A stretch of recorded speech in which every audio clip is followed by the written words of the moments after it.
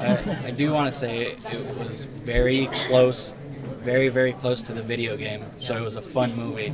Yeah. How much research did you do? I mean, did you play the video games before doing all this? Because there was a lot of references in the movie. Yeah, we played all the games. The producers and writers are huge fans of the game. Tomas, who's one of the executive producers, could probably beat most people at a speed run of DR2, and we had an Xbox in the production office, so everyone who, like, all the crew that could come in could just play the game, and we had a big whiteboard so everyone could write down their favorite thing as they were playing, mostly from DR3 that they wanted to put in, and just plastered everything in the office with all the cool stuff from the game. And Capcom in Vancouver, where we shot the film, their studios there, and the creators were involved as well. So we just tried to make it as faithful as we could, and we're fans of it, so that was easy. Absolutely. Yeah. How did your casting go about? How did people get attracted or drawn into this project? So we could ask him. He got attracted Well, to I it. got attracted to it. They said, hey, do you want to do this? I said, why? Kidding. Expletive deleted. I said, yeah. I said, yeah, sure. I mean, I think a lot of people, like Dennis and Virginia Madsen, like, don't necessarily get to be in zombie apocalypse action films, and, like, you know, get the chance to, you know, have that kind of fun. Like Virginia Madsen with a broom machete cutting zombies down. Like, she's like, my son's gonna love this. This is gonna be awesome. So I think a lot of people are just excited by that, and also being involved with Legendary. Absolutely. So Dennis, if you had the chance, what weapon would you use to kill a zombie? Like, would you put weapons together, or like, what would you use? I would put weapons together, but mine is my style. As I've always said, that I kneecap them first. All right. With a gun and then double tap. See, the problem is then you need to have ammunition. I have to You're have gonna run out. Yeah, but then I would I'd probably go for the samurai sword. Oh, nice. Yeah. That's a good choice. Stay sharp. Stay all the time. sharp. So, as a director and an actor, what benefits did you see releasing this on a streaming service rather than, in theaters or on DVD? Yeah, What benefits did you guys see I from think this? there were two main ones. The first one was because it's online, there were no real restrictions. There was no ratings board, there was no running time, there was no bad words we couldn't say. It was like everyone just kept going, well, it's Dead Rising, so you're gonna have to do that, so just do it. And then the other thing is just that's where the fan base is, and it's free, so anyone who loves the game can just instantly go check it out. And that's right where everyone who loves the game is anyway. So you're on your Xbox, you love playing Dead Rising, and then there's the movie, you can just watch it right away. So it just kind of made sense that way. Which elements were the most exciting to bring to life? If you like playing the game, like a lot of video games, it's that power fantasy of grabbing a badass weapon and running out into the street and then getting way over your head and everything falling apart and then just running for your life. And that was a big inspiration to that sequence in the middle of the film, which is a big one-er action scene, which is basically the arc of every action scene in that game. It's like, check out this badass weapon, like, I'm kicking ass, and then it breaks in half, you drop it, you take out your backup one, that's gone, and then it's just like a mad scramble. And so bringing that to life was a big inspiration. For you? Well, for me, it's being able to restart. Because I'm notoriously bad at these games, but I love them.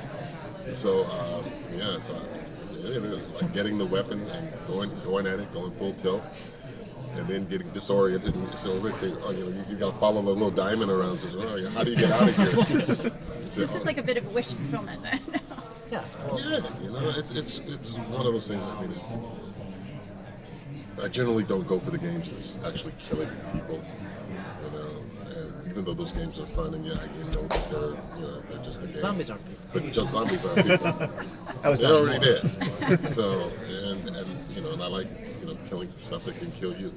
So it's a lot of fun. It's guilt-free. Well, I remember Vince Gilligan. He said, because someone asked Vince on Breaking Bad, did the network ever censor what you could do? And at one point they cut a drug dealer's throat and they censored how long they could show it. But he was so pissed because the night before he had watched on Walking Dead, they decapitated a zombie. It was the same network, same time, and he's like, you can decapitate a zombie, but you can't cut a drug dealer's throat? And they're like, absolutely not. Zombies aren't people. It doesn't matter. Is there anything from the game that you wanted to include that you didn't get to? I mean, there's tons of awesome combo weapons. We can only do so many. We had to build them and do crazy things with them. And there's obviously still a lot more to be done. I was even just thinking this morning how cool a paddle saw kind of jujitsu kind of sequence would be. So if Robert Eagle's in the game playing Frank West, did you ever think about having Chuck Green in the game? Totally. There's actually a Chuck Green jacket cameo that some people spotted, which was kind of our tip of the hat to that in the film. And then, a lot of his weapons were kind of the double chainsaw type weapons, and we gave Megan Ori 2 chainsaws. But there's definitely room to explore his character in the future. But really, if you're going to pick one, it's got to be Frank West. So. That's true. He covered wars, you know. Yeah, exactly. And so did Rob Riggle, so it's perfect. That's true. So what was going through your head when you're kind of casting this? Kind of like, oh, we're going to get Megan Ori, who plays normally the most sweetest, nicest, straight-laced characters. Yeah, I mean, she's done some harder ones, but it was definitely, I always say when you're casting, especially women characters, that it's always, all the films I've done is always find the strong female, because if you have a weak female, like, all the chicks are going to hate it, and the guys are going to just kind of not notice. And then, but if you have a really strong female, all the chicks are going to love it, and the guys are going to love it, so it's kind of always a win-win.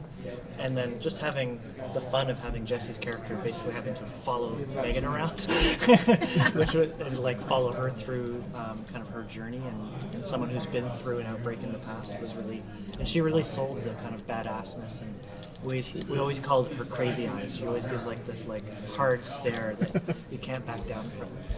So that's the secret to casting hard stares. Yeah. Well, what about casting somebody like Dennis here? I mean, Well, the best thing with Dennis, I don't want to give too much away about the film, but he comes with a lot of credibility. So people automatically want to trust him. When he shows up, everyone's like, oh, good. Here's the trustworthy guy. He's going to come in. Everything's going to be okay. We find it And- kind of hard to not trust him Exactly. as that commander general. Exactly. And so, but that's what we needed in that character, was someone the audience would trust, because as the film goes on, you might not want to trust everything he has to say. It's for the good of all concerned. But if like I do. someone like John Malkovich came out and was like, you'd be like, oh, I'm not trusting this guy.